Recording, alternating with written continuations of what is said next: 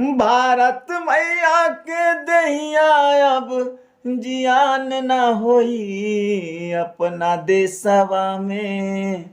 भारत देशवा में दूसर पाकिस्तान ना होई अपना देशवा में दूसर पाकिस्तान ना होई।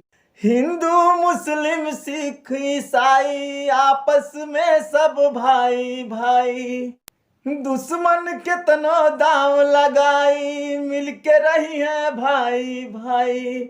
हा उनकर आपन अलगे कवनो ना बयान ना होई। हा भारत देशवा में अपना देशवा में दूसर पाकिस्तान ना होई।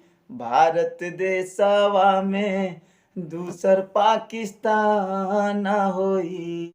दुश्मन ऐसन दाव लगवलस भारत देश के बटवलस।